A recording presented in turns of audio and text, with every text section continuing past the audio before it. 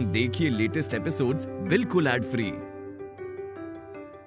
Bharat Ratna doctor Bhimrao Ambedkar को कोटि कोटि नमन। ये कार्यक्रम डॉक्टर भीमराव अंबेडकर के जीवन पर आधारित है, जहां भारत की जनता के प्रति उनके योगदानों को पूरी सजगता से चित्रित और रेखांकित करने का प्रयास है। कार्यक्रम में दिखाई गई घटनाएं लब्ध पुस्तकों से ली गई हैं। इस कार्यक्रम के जरिए चैनल की ओर से एक विश्वसनीय, सजग और सकारात्मक प्रयास है कि डॉक्टर बाबा साहेब भीमराव अंबेडकर के जीवन की संघर्ष यात्रा एवं गौरव गाथा पूरे आदर के साथ घर घर पहुंचे और उनके योगदानों से सभी संपूर्णता में परिचित और आह्लादित हों।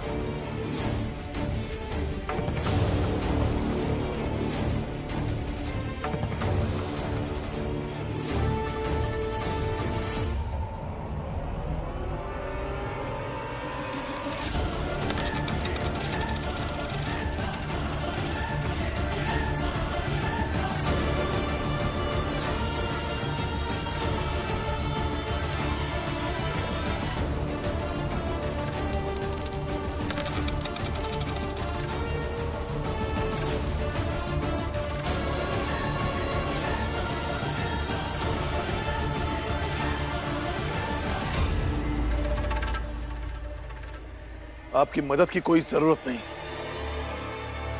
धन्यवाद।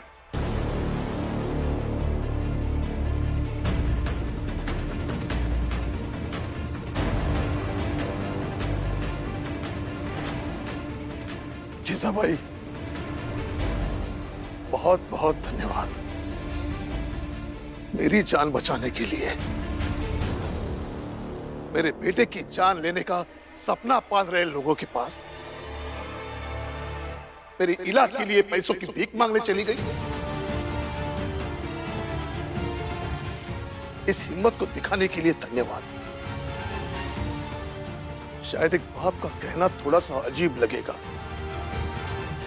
लेकिन कहूंगा जरूर। भीम का बाप हो और भीम के बाप के लिए ऐसे लोगों के पैसों से ठीक होने से अच्छा है कि मर जाता।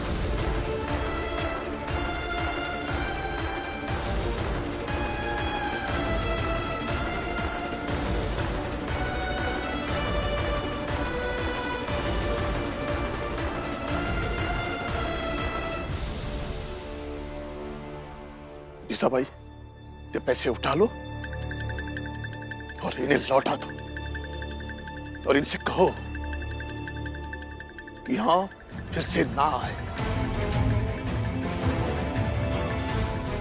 और हाँ ईसा भाई, मेरे लिए एक दिन का ब्याज तुमने अपने ऊपर चढ़ा लिया। उस ब्याज का भार उठाने के लिए धन्यवाद।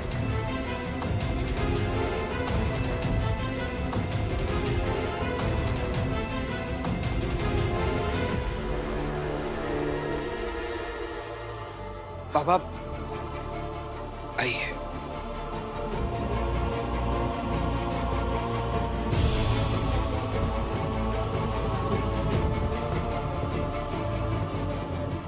और बाबा,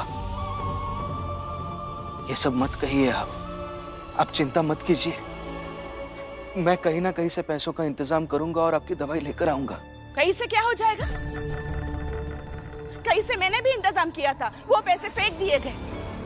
जैसे मेरी कोई कदर ही ना हो, जैसे मुझे किसी बात का बुरा भी ना लगता, जैसे मैं पत्थर की बनी हूं।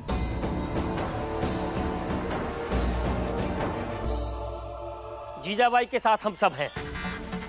हर पत्नी अपने पति की भलाई के लिए कुछ न कुछ समझौता करती रहती है। जीजाबाई ने पैसे लेने पर ब्याज देने का समझौता किया है। बस हितेश काका, अब एक शब्द नहीं बोलेंगे आप, और इनके पक्ष में तो बिल्कुल नहीं।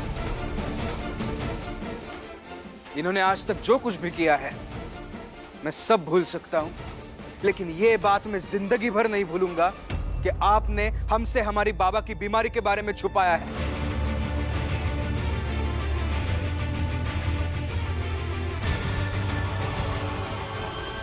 लो, भलाई का जमाना ही नहीं रहा।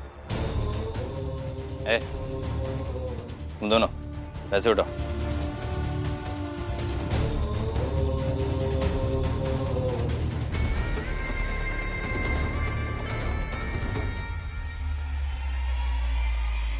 मैं तो ये पैसे उठाकर जा रहा हूं, लेकिन एक दिन का ब्याज जीजाबाई उधार रहा।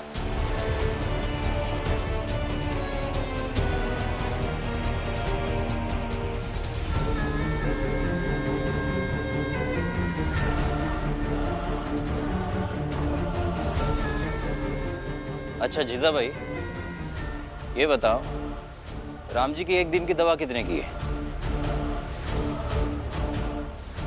12 आना।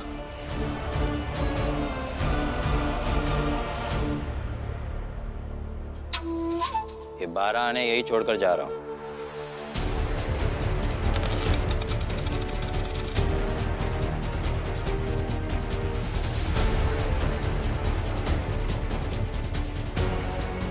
जब राम जी और बाकी सबको लगे कि इन पैसों से राम जी की दवा खरीदकर उनकी स्थिति सुधारी जा सकती है, तो पैसे उठाकर दवा ले आना, वरना जनार्दन पैसे हमारे घर आकर दे देना। जी मालिक।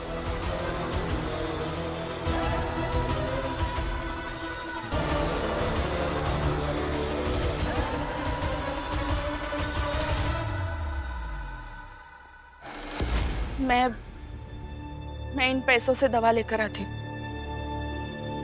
डॉक्टर साहब ने कहा है अगर समय पर आपको दवा नहीं दी गई तो कुछ भी हो सकता है। कुछ भी मतलब? सही सही कहो ना कि मैं मर जाऊंगा। बाबा, मर जाऊंगा तो मर जाऊंगा, एक दिन तो सबको जाने क्या फर्क पड़ता है। जो कहना है कह लीजिए, लेकिन अभी इन पैसों से दवा लाने दीजिए। नहीं। अरे तो क्या करती मैं? 3 बेटे हैं आपके, एक तो बाहर है और ये 2 ऐसे निठल्ले हैं। अरे ये क्या कराएंगे आपका इलाज?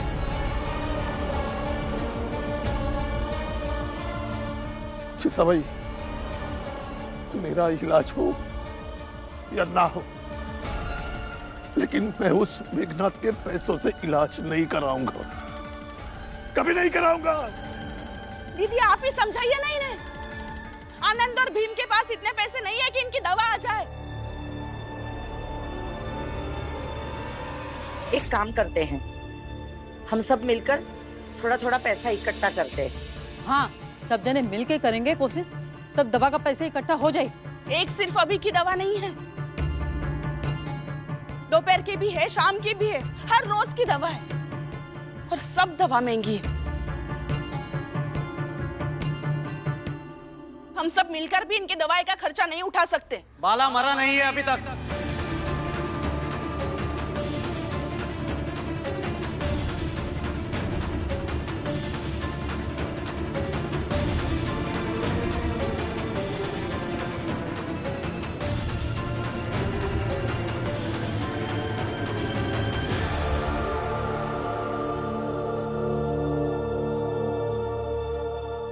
भैया,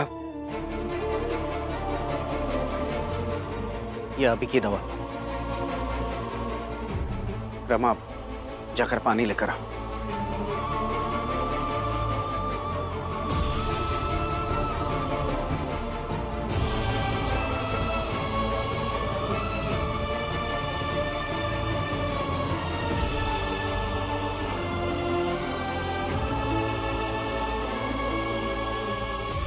आपने जहां से दवाई ली थी उसी अस्पताल में मेरे पहचान के एक कर्मचारी,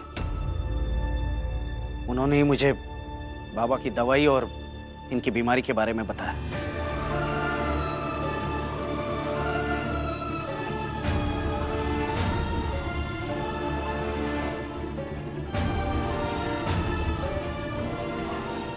लीजिए बाबा।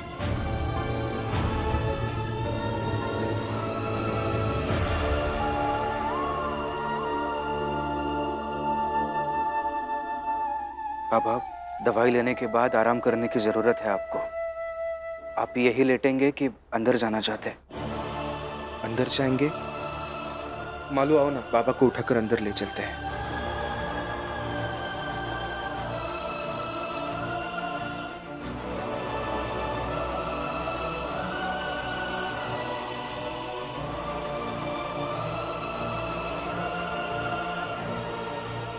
जीजाबाई, इतनी भी साजिशें मत कर कि एक दिन ऐसा हो कि अब जो तेरे पास है वो भी ना बचे।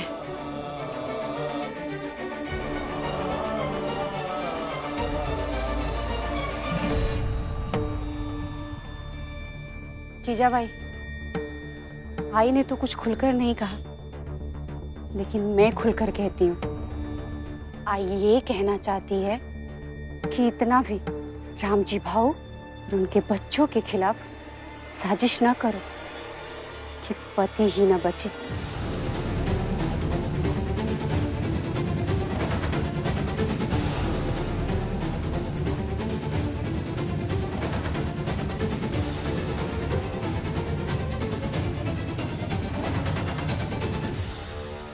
भीम बेटा, थोड़ी देर बाहर ही बैठ जाता हूँ। लेकिन बाबा, अंदर घुटन सी होगी। ठीक है, आइए।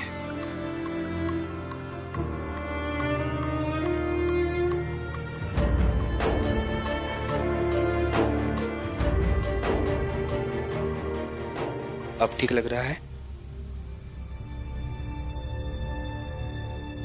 हो गया? निकलो तुम दोनों। जाओ, निकलो सब लोग। और हाँ, बाकी लोगों से कह देना कि इन्हें देखने की जरूरत नहीं है। मैं हूं इन्हें देखने के लिए।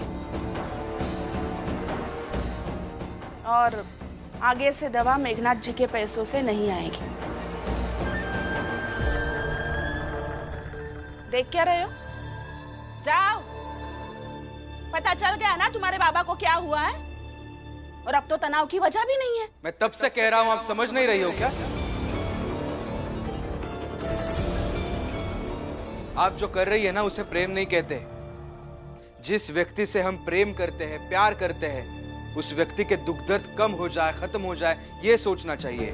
उसके लिए कोशिश करनी चाहिए, ना कि सब कुछ खुद ही कर लेने के चक्कर में सामने वाले को मुसीबत में डालना। उसे प्रेम नहीं कहते, स्वार्थ कहते हैं। और आप स्वार्थी बन रही है। मैं मानता हूं कि बाबा आपके हैं, हक जताना, उनके लिए कुछ कर गुजरना आपको सही लग रहा है, लेकिन बाबा सिर्फ आपके पति नहीं है, हमारे बाबा भी है वो। इसलिए आगे से ये बिल्कुल भी मत कहिए कि मैं सब कुछ देख लूंगी, मैं सब कुछ कर लूंगी, मैं बाबा का ख्याल रख लूंगी। नहीं, आपको अपने पति को संभालना है, संभालिए। लेकिन हमें अगर हमारे बाबा का ख्याल रखने से, उन्हें संभालने से आपने रोका तो अच्छा नहीं होगा। तुम दोनों बहस मत करो। नहीं बाबा, मैं बहस नहीं कर रहा हूं, मुझे करनी नहीं है बहस इनसे। आप बस वो चिट्ठी दे दीजिए जो डॉक्टर साहब ने आपको दी है। दीजिए। नहीं दूंगी। क्या करोगे? ऐसे कैसे नहीं देगी? भीम, अंदर ही कहीं रखी होगी, जाकर ढूंढ कर आ। रुको।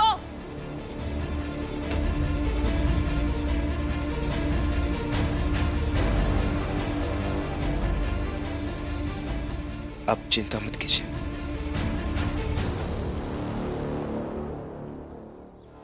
लो, और जो करना है करो।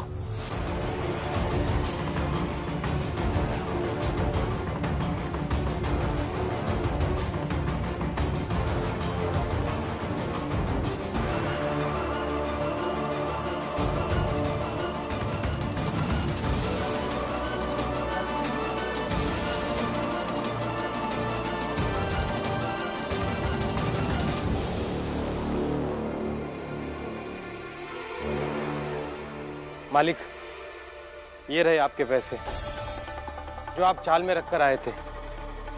उस घमंडी भीम और राम जी ने हाथ तक नहीं लगाया इन पैसों को। नीचे रखो इन पैसों को। एक बार भीख में दिए हुए पैसे हम वापस नहीं लेते।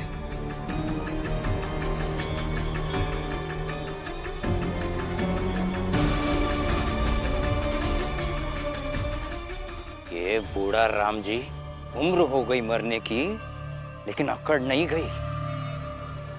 कोई बात नहीं बेटा,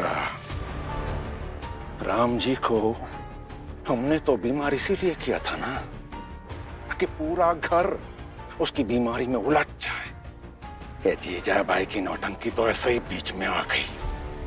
इसलिए मस्त रहो, खुशियां मनाओ और नजर बनाए रखो कि भीमराव के घर और उस चौल में कौन सा नया तमाशा होने वाला है।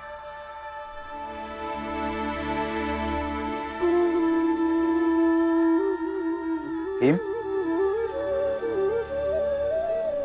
तुम्हें गुस्सा आ रहा है ना काकी पर? समझ सकता हूं। उन्होंने ठीक नहीं किया जो काका की बीमारी को छुपा कर रखा। पता नहीं भीम, तुमसे वो कब तक चिढ़ती रहेंगी। मुझसे गलती हो गई मालूम। गलती? क्या हुआ? मैंने जीजाबाई जी को कुछ ज्यादा ही बोल दिया। इतना नहीं बोलना चाहिए था।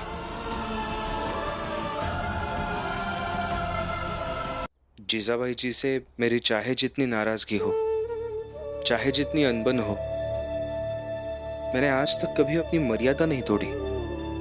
भले ही आज भी मैंने मर्यादा ना तोड़ी हो, लेकिन मैंने लिहाज भी नहीं किया। गुस्से में बहुत कुछ बोल दिया मैंने। उन्हें बुरा लग रहा होगा। गलत किया मैंने, और इसीलिए अपने बर्ताव के लिए मुझे अभी उनसे जाकर माफी मांगनी चाहिए। हाँ, मैं अभी उनसे बात करके आता हूं।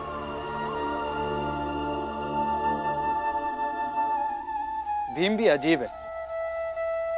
जिस इंसान ने उसे हमेशा जली कटी सुनाई, ताने मारे, उसी इंसान के बारे में इसे सोचकर बुरा लग रहा है। मालो जी, अजीब नहीं बल्कि बिल्कुल सही, क्योंकि वो भीमराव है जिसे पता है कि क्या सही है और क्या गलत है। यही एक समझदार व्यक्ति की निशानी है। मैं हमेशा तुम्हारी भलाई के बारे में सोचता रहा, लेकिन तुम सालों से मुझसे नफरत कर रहे हो और मेरे खिलाफ हो। हाँ, और पता नहीं कब तक रहूंगा, क्योंकि मैं भीमराव नहीं हूं, मालो जी।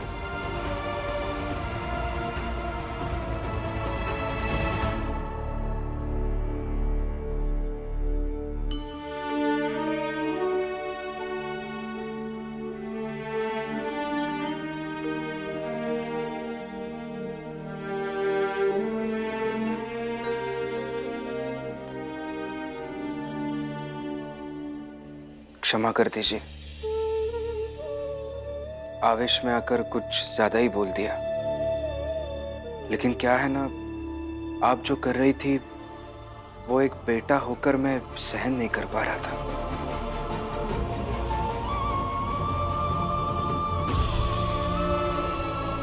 तो ये सब सुनाने यहाँ आए तुम, ताकि तुमने जो कुछ मुझे कहा वो मैं भूल जाऊं और मान लूं कि तुम बहुत अच्छे हो। ये गुंडन तुम्हें बहुत अच्छा है। अंत में तुम ऐसी बातें कर देते हो कि तुम बेगुनाह साबित हो जाओ। फिर तुम अच्छे और बाकी सब लोग बुरे। नहीं, ऐसा नहीं है। देखिए, बाबा जितने मेरे हैं उतने वो आपके भी है। बस इस बात को हमें मान लेना चाहिए कि उनके स्वास्थ्य से जुड़ी हुई हर बात हमें भी समय समय पर पता होनी चाहिए। आप और मैं, हम सब मिलकर उनका इलाज कराएंगे ना? क्यों मिलकर? क्यों? तुम कराओ? हाँ, ये अच्छा निकल गया मेरी जुबान से। तुम और रमा दोनों मिलकर अपने बाबा का इलाज कराओ, लेकिन एक शर्त है,